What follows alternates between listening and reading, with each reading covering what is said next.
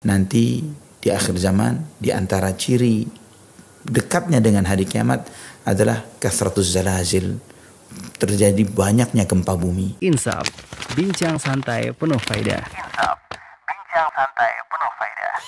Jazakallah khair Ustaz, udah mampir, udah safar dari Jakarta ke Malang, Masya Allah. Alhamdulillah. Malang dingin Tad ya?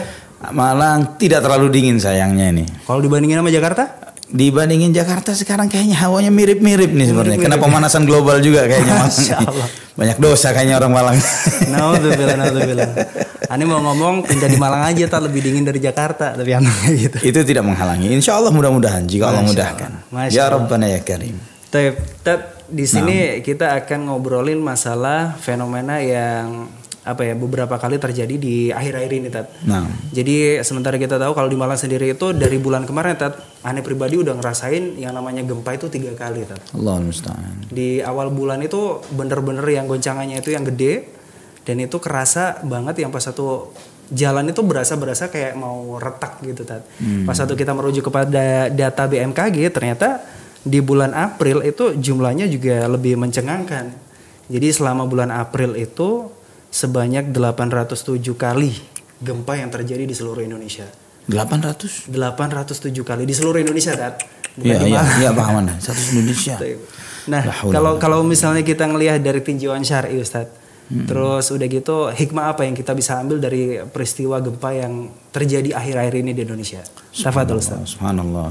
Bismillahirrahmanirrahim. Alhamdulillahirabbil alamin. Wassalatu wassalamu ala asyrafil anbiya'i wal mursalin. Nabiyina Muhammadin wa ala alihi wa sahbihi wa tabi'in wa man tabi'ahum bi ihsanin ila yaumiddin. Amma ba'd. Pemirsa, saudara fillah rahimani wa rahimakumullah, kita alhamdulillah Allah Subhanahu wa taala menganugerahkan kita nikmat Islam iman ini, Al-Qur'an, sunnah, sehingga dengan nikmat ini kita lebih benar di dalam melihat hakikat segala sesuatu. Jika BMKG ya dan teman-teman yang lebih fokus kepada hal-hal yang sifatnya apa yang bisa dilihat dan yang bisa dirasakan, mereka hanya melihat dari faktor ini ada pergeseran permukaan bumi lah. Betul, ada vulkani, lempengan bumi yang bergeser dan sebagainya. Tapi apa di balik itu? Bukankah bumi, langit, matahari, bulan, semuanya ini ada yang memerintah, ada yang menginstruksikan? Karena kita semua adalah hamba Allah Subhanahu wa taala. Manusia hamba Allah, bumi ini hamba Allah, matahari hamba Allah, bulan, bintang hamba Allah Subhanahu wa taala, hujan, hewan, semuanya adalah hamba Allah. Yang mereka ini menjalani kehidupan mereka masing-masing sesuai dengan ketetapan yang telah menciptakan mereka. Nah, mengenai terjadinya banyak gempa dan terlebih kita sudah melewati fase yang cukup lama dengan masa kehidupan Nabi kita Muhammad sallallahu alaihi wasallam. Rasulullah sallallahu alaihi wasallam itu menyampaikan nanti di akhir zaman di antara ciri dekatnya dengan hari kiamat adalah kasratus zalazil, terjadi banyaknya gempa bumi. Terjadi banyaknya gempa bumi kata Nabi sallallahu alaihi wasallam. Dan para sahabat pun bertanya, "Mata dzalika ya Rasulullah?" Kapan terjadinya banyaknya gempa bumi itu akan terjadi? Nabi SAW menyampaikan secara khusus, idza kathural qainatu wal ma'azif. Ketika banyak biduanita, banyak penyanyi-penyanyi dan alat-alat musik. Ketika banyak di sini atau zahar al-qainatul ma'azif dominan muncul atau nampak, banyak sekali hadis Nabi SAW menyampaikan tentang fitnah di akhir zaman itu banyak terjadi, akan banyak watadharul fitan, munculnya fitnah-fitnah. Nah, kalau kita bertanya, apa sih yang dimaksud dengan fitnah-fitnah itu yang disebut oleh Nabi SAW? Ya, secara umum kita bisa mengatakan fitnah itu sebagaimana yang banyak disebut di Al-Quran, misalnya di antaranya fitnah lawan jenis syahwat, ya, wanita, fitnah harta, ya, fitnah anak, fitnah jabatan. Ini fitnah-fitnah yang Allah SWT sebutkan di dalam Al-Quran dan hadis-hadis Nabi SAW. Nah, ada orang mungkin mengatakan, bukankah yang disebutkan ini semuanya fitnah-fitnah yang sejak dahulu kala sudah ada? Terjadi, betul. Sudah ada. Jadi apa kaitannya dengan akhir zaman? Gitu kan? Betul. Nah, dijelaskan oleh para ulama, di antaranya Syekh bin Baz rahmatullahi alaihi rahmatan wasi'ah, beliau menyampaikan bahwa fitnah yang berbeda dengan fitnah yang terjadi di akhir zaman yang berbeda dengan awal-awal kehidupan umat manusia adalah bahwa fitnah itu begitu dominan, semuanya nampak, semuanya menonjol, semuanya di permukaan. Kita melihat di zaman kita sekarang ini fitnah syahwat misalnya, apakah pernah terjadi di masa kehidupan manusia fitnah syahwat terhadap lawan jenis seperti yang terjadi di zaman kita sekarang? Ya, orang dahulu ketika terbayang untuk berbuat zina, atau jangankan berbuat zina, muqaddimatuz zina, prolognya zina, untuk melihat kepada yang bukan mahram kah, atau melihat hal-hal yang yang haram, ya, dia harus keluar rumah sebelum adanya teknologi. Betul. Ya, dia hanya mungkin di mindsetnya, di benaknya. Sebelum adanya teknologi televisi dan yang lain sebagainya, termasuk gadget kita gitu kan, dia harus keluar rumah, mungkin dia harus mencari di mall, di pasar, di tempat-tempat terbuka untuk melihat hal seperti itu. Nah, sekarang ini bahkan sangat menyedihkan sekali ketika kita misalnya bicara angka dan sensus ya terkait tentang bagaimana perzinahan di kalangan remaja, hamil di luar nikah, pelecehan seksual, penyakit-penyakit yang seperti ini, bahkan tidak cukup sampai di sana, kelainan perilaku seksual misalnya terhadap sesama jenis, itu pun seakan sekarang ini sudah disuarakan, sudah ada yang berani sampai mengatakan bahwa itu tidak haram dalam agama, dalam Islam. Betul. Ya kan? Jadi fitnah itu begitu dominan. Nah, setiap orang yang beriman akan melihat lebih holistik ketimbang orang-orang yang hanya menggunakan sesuatu yang bersifat material yang terlihat. Betul. Karena sudah sangat terbukti bahwa ketika kita monoton melihat dari satu sudut pandang, mengesampingkan beberapa sudut pandang yang lain, kenyataannya ini tidak menyelesaikan masalah. Tidak menyelesaikan masalah. Ternyata masalah itu tetap berlanjut. Nah, coba kita melihat misalnya ketika Allah Subhanahu wa taala menyampaikan, saya bacakan ayat Al-Qur'an dalam surat Al-Ankabut ayat 40. Ketika di ayat-ayat sebelumnya Allah menceritakan tentang kaum Ad, kaum Tsamud, tentang Fir'aun dan yang lain sebagainya. Kemudian Allah Subhanahu wa taala berfirman, fakullan akhadna bidhanbihi faminhum man arsalna alaihim hasiba wa minhum man akhadathu as-sayha wa minhum man khasafna bihi al-ardh wa minhum man aghraqna وما كان الله ليظلمهم ولكن كانوا أنفسهم يظلمون فكلا أخذنا بذنبه.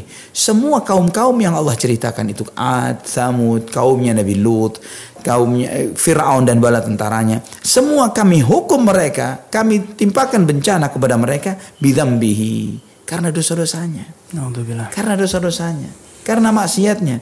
Di antara mereka ada yang kami kirimkan air bah yang menenggelamkan mereka. Di antara mereka ada yang kena suara pekikan dan kemudian mereka mati semuanya. Di antara mereka ada yang dibenamkan ke dalam bumi seperti Qarun, dibenamkan habis beserta seluruh hartanya.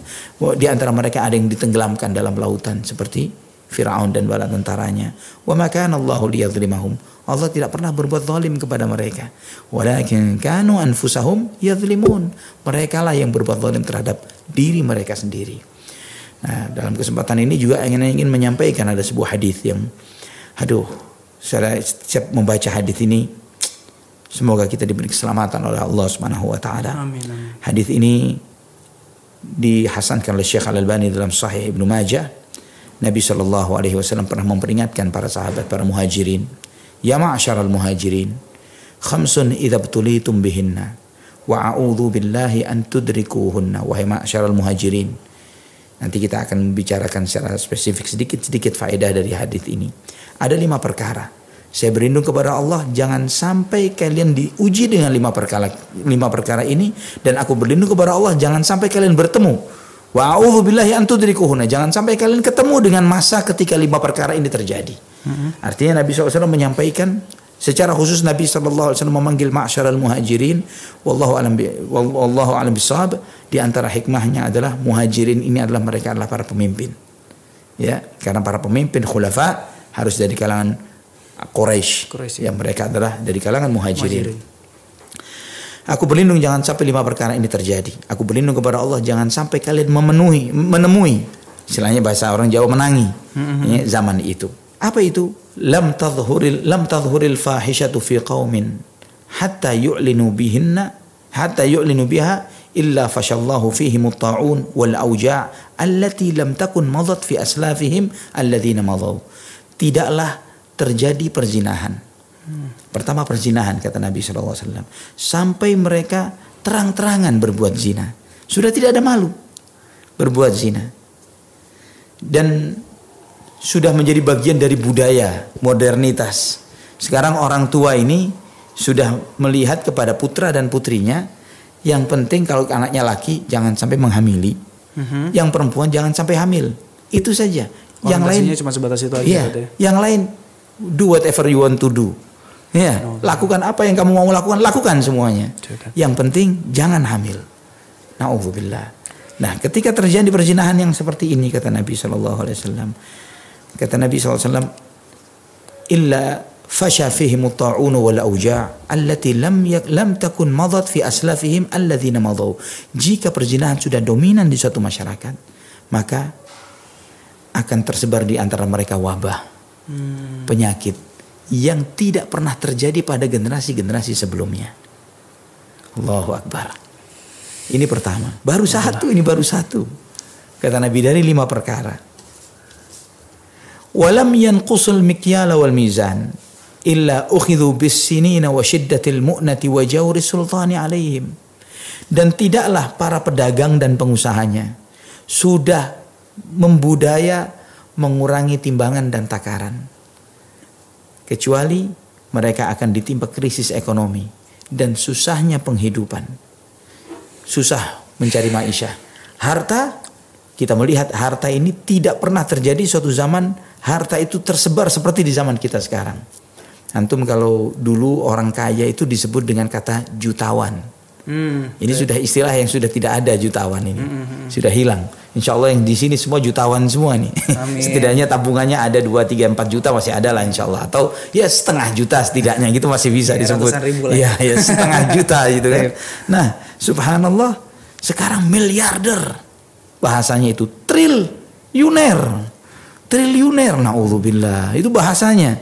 Namun siapa sekarang yang hidup di muka bumi, dari yang terkaya sampai yang termiskin, yang katanya masih tidak terdampak dengan krisis, sampai yang sangat terdampak dengan krisis, yang merasa bahwa sekarang tidak sedang krisis. Semuanya merasakan ini krisis global, ekonomi, negara-negara semuanya mengalami hal yang sama. Dan Nabi SAW menyebutkan ini sebabnya adalah karena para pengusaha dan pedagangnya curang dalam timbangan. Tapi tidak cukup sampai di sana. Tidak cukup sampai Allah hanya memberikan kepada mereka illa ukhidhu bis-sinina wa shiddatil mu'nati wa jawri sultani alaihim. Bukan cuma ditimpa dengan krisis ekonomi, tapi juga pemimpin yang egois dan zalim terhadap rakyatnya. Akibat siapa? Kita, pedagang, pengusahanya. Yang tidak jujur tadi ya? Yang tidak jujur. Sehingga sekarang di kalangan pengusaha ada istilahnya, misalnya kalau antum beli besi misalnya. Beli besi ukuran berapa? 10. Itu ditanya, 10 asli atau 10 banci? 10 banci. Ya, ada 10 banci nih. Maksudnya gimana? Gitu. Artinya enggak 10 beneran. Oh, kurang. Antum kurang dari 10. Oh, Ini tren ada di masyarakat. Beli kertas ukuran berapa? 80 gram. 80 gram bener atau 80 gram banci? Ada, kertas banci juga ada. Oh, jadi hitungannya kayak gitu, pembulatan ke atas gitu. Iya, jadi mereka itu betul-betul mereka bukan 80 tapi 73, 72 gitu kan. Dikurangin gramaturnya untuk masuk, misalnya kalau tender pemerintah gitu kan. Kualifikasi sekian masuk gitu kan. Jadi dan tidak dianggap menyalahi karena produsennya pun sudah mengajarkan kepada pedagangnya, produsen mengajarkan kepada pedagangnya dan sampai pemainnya dan sebagainya untuk bersikap curang. Naudzubillah. Allahul musta'an. Itu yang akan menyebabkan terjadinya krisis ekonomi. Dan pemimpin yang egois, pemimpin yang zalim, pemimpin yang tidak peduli terhadap rakyatnya.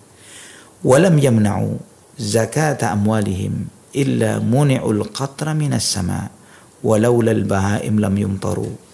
Ya, kemudian Nabi SAW juga ingatkan, tidaklah mereka itu menghalangi untuk membayar zakat, tidak mau bayar zakat, kecuali Allah Subhanahu wa taala akan menghalangi langit untuk menurunkan air hujan. Walaulal bahaim lam yumtaru, dan jika bukan karena Allah masih sayang kepada binatang, ternak, tumbuh-tumbuhan, makhluk Allah yang lain, mungkin Allah tidak akan turunkan hujan. Jadi ada kemungkinan saat ini kita itu Hidup dapat jatah hujan dari makhluk Allah yang lain. Alhamdulillah. Iya benar juga tadi. Tapi kalau misalnya kita dari penjelasan antum tadi, fenomena kemaksiatan yang udah terjadi sekarang itu apa sih yang nggak ada gitu kan ya? Semua yang antum tadi sebutin itu udah terang-terangan itu tadi. Masya Allah, masya Allah. Mungkin di segmen selanjutnya kita akan membicarakan solusinya tadi ya. Ya, Karim. Bagaimana menyikapi yang tadi sabda Nabi sendiri yang tentang 5 perkara yang udah terjadi sekarang ini gitu loh. Supaya kita terhindar dari azab Allah itu seperti apa, Ustaz? Ya Rabb. Tapi listeners, tetap stay tune di Insaf karena di segmen selanjutnya obrolan kita akan insya Allah lebih bermanfaat lagi. Tetap di Insaf, bincang santai penuh faedah. Insaf, bincang santai penuh faedah. Insaf, bincang santai penuh faedah.